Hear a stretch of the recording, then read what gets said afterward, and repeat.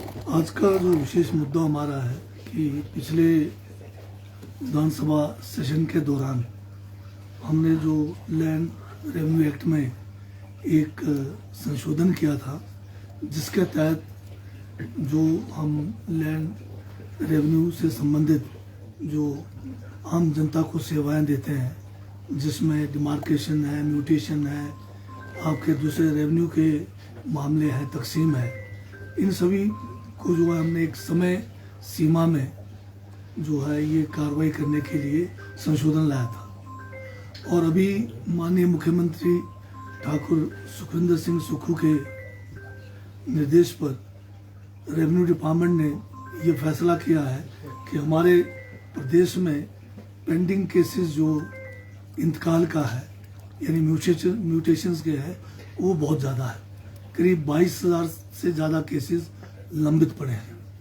तो इनको जो है एक समय सीमा में जो है कार्रवाई करने के लिए ये फैसला लिया गया है कि हम जो है इंतकाल दिवस जो है हर महीने स्टेट के सभी तहसील हेडक्वार्टर्स पे मनाएंगे, ताकि लोगों के जो पेंडिंग जो इंतकाल के केसेस हैं जल्द से जल्द जो है उस पर कार्रवाई हो।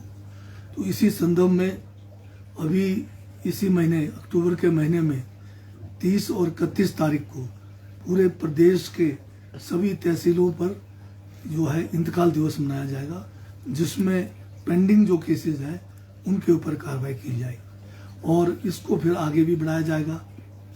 मेरा ये कहना है कि पिछली सरकार ने जनमंच में करोड़ों रुपए जो है लुटा लिए। वो केवल एक लंच मंच और लोगों को झंड करने का मंच बन के रह गया और इतने सारे ये जो इंतकाल के केसेस पेंडिंग थे, ये क्या करते रहे, ये हमारी समझ से बाहर है। क्योंकि इन्होंने बहुत हल्ला किया, बहुत बड़ा जो है धन का दुरुपयोग भी किया, लोगों को जो परेशान भी किया, परंतु इन जनमंचों में जो आम लोगों के मुद्दे थे, जैसे इंतकाल के मुद्दे हैं, आपके डिमार्केशन के मुद्दे हैं, आपके अन्य मुद्दे हैं, वो हजारों की तादाद में इकट्ठे पड़े रहे, परंतु इनका निवारण नहीं कर पाए। तो इससे साफ जाहिर है कि जनमंच जो है एक वाकई जो है ऐसा स्कीम था पिछली सरकार का, जिसमें धन लुटाया गया और केवल लोगों को परेशान किया गया, उसका कोई औचित्य नहीं था। और इसके साथ में अभी विपक्ष जो है आजकल जो है मुद्दाहीन है। इनके जो शीर्ष नेतृत्व है अभी 10 महीने में ही बहुत जो है बेहाल हो गए। उनका जो फ्रस्ट्रेशन दिखाई दे रहा है, वो आजकल अनब शनब बोले जा रहे हैं, तथ्यों से विपरीत बात कर रहे हैं। कहते हैं कि राहत का कोई कुछ काम नहीं मिला, पैसा नहीं मिला। आपको ये मालूम है सबको कि हिमाचल प्रदेश में राहत के मामले में हमारे मुख्यमंत्री ठाकुर सुखविंदर सिंह सुक्खू के नेतृत्व में एक ऐतिहासिक फैसला लिया गया। जो राहत का पैकेज, धन की भारी कमी है, कर्जा 75,000 करोड़ से ज्यादा ये छोड़ के गए, परंतु उसके बावजूद जो है अपने संसाधनों को सही तरीके से इस्तेमाल करते हुए जो ऐतिहासिक जो एक पैकेज राहत में दिया गया है, वो कहीं भी किसी भी प्रदेश में आपको नहीं दिखेगा। पहली बार जो है मकान जिनके 3,000 से ज्यादा लोगों के मकान क्षतिग्रस्त हुए हैं पूर्णतः, उनको जो है हम 7 लाख रुपए दे रहे हैं। ये अपने आप में एक ऐतिहासिक फैसला है। हम जो है जिनके मकान आंशिक रूप से क्षतिग्रस्त हुए हैं, 13,000 से ज्यादा लोग हैं, उनको 1-1 लाख रुपए दे रहे हैं। जबकि एनडीआरएफ में जो नियम है सरकार का, भारत सरकार का, उसमें तो मात्र जो है 5,000, 6,000, 12,000 रुपए तक है। और इसी तरह से जो है पशुधन का भी जो है बहुत ज्यादा जो है इस समय जो नुकसान हुआ है, उसकी भरपाई के लिए उसको राहत के रूप में, खासकर जो चरागाहों में भेड़ बकरियां जो बर्फबारी के कारण, बेमौसमी बारिश और बर्फबारी के कारण दब गए थे, मर गए थे, उनको भी जो है 6,000 रुपये प्रति भेड़ बकरी दिया जा रहा है और नंबर कोई नहीं उसमें रखा जा रहा है। किसी का अगर 200 है तो 200 भी दे रहे हैं। तो इस तरह से बिलोंगिंग्स का जहाँ 6,000, 10,000 रुपये मिलता था, 50,000 रुपये अगर जो मकान के अंदर जो आपका बिलोंगिंग्स जो आपका क्षतिग्रस्त हुआ है, उसको 50,000 रुपये मिल रहा है। तो इस तरह से ये पहली बार जमीन जिसका चला गया है, 1 बीघे का हम 10,000 रुपये दे रहे हैं, ये भी एक बहुत बड़ी राशि है। फसल नुकसान का 3,000 रुपये बीघा जो देने का निर्णय लिया है, ये भी अपने आप में एक बहुत बड़ी राशि है। तो इस तरह अगर आप देखें तो विपक्ष ने जो है इस आपदा के समय उनको चाहिए था कि लोगों की जो कहीं कमी है या कहीं कोई काम नहीं हो पा रहा है तेजी से, उसका ध्यान सरकार में लाते, हम जो है मिलकर जो है इस पे तेजी से कदम उठाते। बल्कि इन्होंने इस आपदा के समय में लोगों को गुमराह करने की कोशिश की, लोगों को डराने की कोशिश की और एक नकारात्मक जो है रवैया इन्होंने अपनाया। और आज प्रदेश के लोग इनको जो है बुरी तरह से जो है जो इनका एक इस आपदा के समय में एक इनका रोल रहा है उसको धिक्कार रहे हैं। लोग कह रहे हैं कि पूर्व मुख्यमंत्री बोल क्या रहे हैं, अभी जो जनजातीय क्षेत्रों में जाके आए केवल मात्र नाटी लगाकर वापस आए, परंतु किसी जनजातीय क्षेत्र से कोई रिपोर्ट नहीं आया कि वहां पर अगर कोई आपदा में कोई कमी रह गई हो, उसकी उन्होंने बात नहीं की। एक जनरल स्टेटमेंट दे देते हैं कि ये जो है राहत नहीं मिला है। अब 3500 करोड़ नहीं 4000 करोड़ रुपए जो है कांग्रेस की सरकार राहत के कामों पे लगा रही है, अपने संसाधनों से लगा रही है, जबकि केंद्र सरकार से अभी भी हमें जो एक पैकेज आना है वो अभी उसके हम इंतजार में बैठे हैं।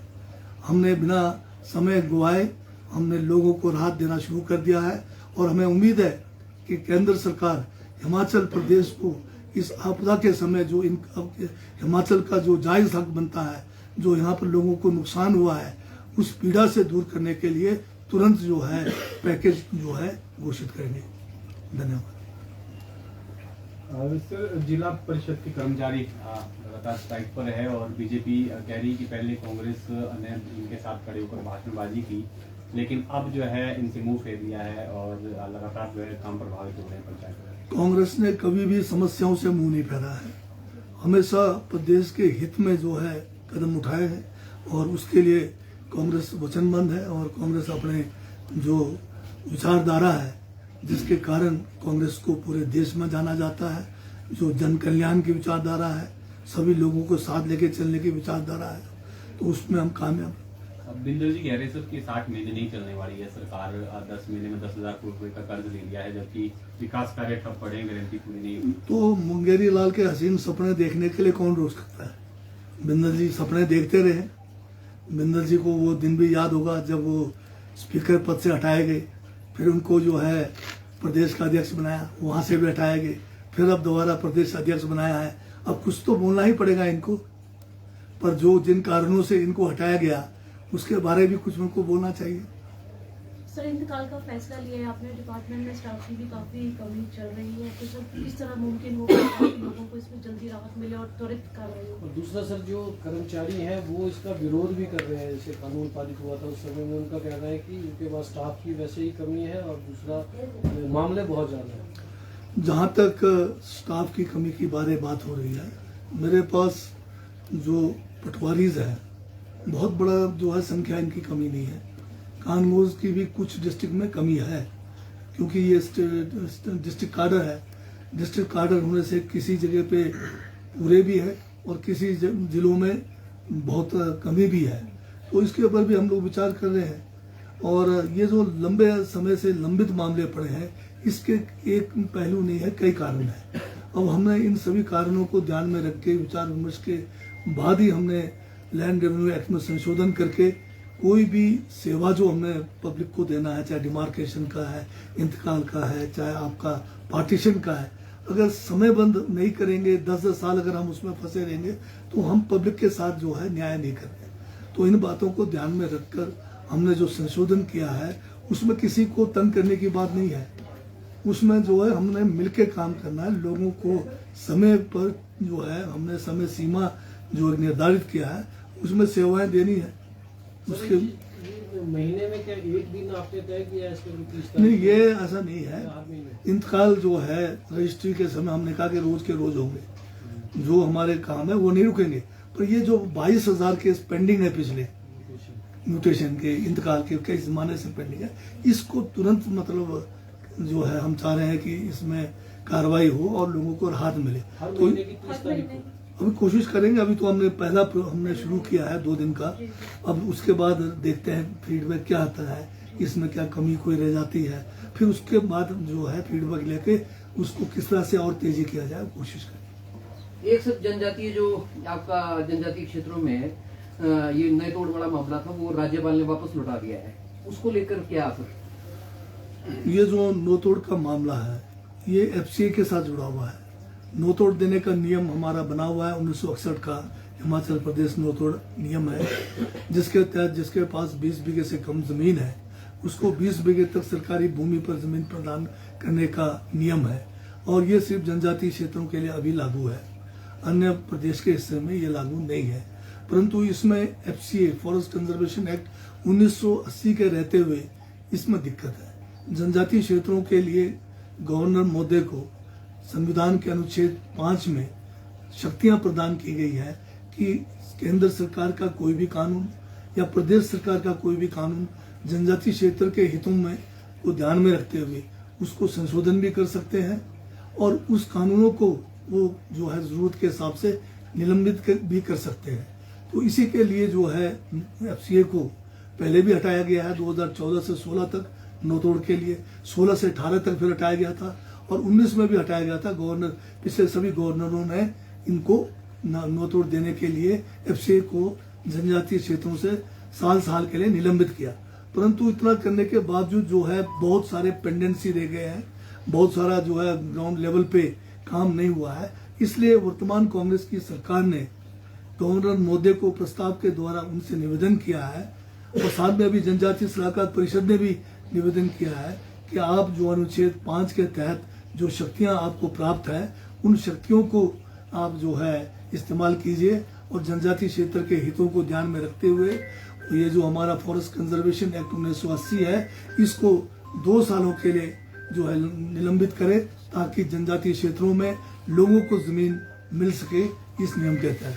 हाँ, उन्होंने जो है प्रस्ताव जो हमने भेजा था उसको दोबारा से लॉ डिपार्टमेंट को जो है दोबारा से उनकी राय जानने के लिए भेजा है। वो तो एक जो है प्रक्रिया है, उस प्रक्रिया के तहत उन्होंने भेजा है और लॉ डिपार्टमेंट और फॉरेस्ट डिपार्टमेंट ने फिर दोबारा से जो है गवर्नर महोदय को वापस जो है अपनी जो टिप्पणी है उसके साथ प्रेषित किया है। अब गवर्नर महोदय को फैसला करना है जनजातीय क्षेत्रों के बारे में एफसीए को कितने वर्षों के लिए उन्होंने संविधान के जो अनुच्छेद 5 के तहत जो उनको बहुत सारे अधिकार दिए गए हैं उन शक्तियों का जो है इस्तेमाल करने बारे। सर, आपदा में जो है भूमि लैंड देने की बात की गई है, जिनके घर टूट चुके हैं, जिनके नष्ट हुए, तो सर हिमाचल में ज्यादातर वन भूमि है, तो इसमें किस तरह से एफसीए को दूर रखा जाएगा सर? क्या प्रावधान किया जाएगा इसमें? ठीक बात आपने बताई है इसमें कि हिमाचल के आधे से ज्यादा डिस्ट्रिक्टों में जो है एफसीए के कारण जमीन देने का प्रावधान नहीं है। कुछ डिस्ट्रिक्ट्स में हमारे पास भूमि है जो फॉरेस्ट कंजर्वेशन एक्ट के परिधान से बाहर है। वहां तो हम जो है 3 बिस्वा ग्रामीण क्षेत्र में और 2 बिस्वा शहरी क्षेत्र में देंगे। और इसमें भी जो है अभी बहुत बड़ा फैसला लिया गया, पहले ये शर्तों के साथ मिलता था, इस बार ये फैसला किया कि 7 जुलाई से 30 सितंबर तक जिनके भी क्षतिग्रस्त हुए मकान, चाहे उनके पास अन्य जगह पे भूमि है या उनकी इनकम भी ज्यादा है, ये सारे शर्तें हटा दी गई है। 7 जुलाई से लेकर 7 जून से लेकर ये 30 सितंबर तक के जो भी क्षतिग्रस्त मकान है उनको जो है बिना शर्त की भूमि अगर उपलब्ध है तो दी जाएगी। हाँ, जिन जिलों में हम ये भूमि नहीं दे पाएंगे उसके लिए केंद्र सरकार से मामला उठाया हुआ है ताकि इस जो है बाढ़ की स्थिति को देखते हुए यहाँ पर जो नुकसान हुआ है उसको किस तरह से एफसीए के दायरे से बाहर करके हमें भूमि हम इनको मकान बनाने को दे सकें। ये केंद्र सरकार से ये मामला उठाया हुआ है।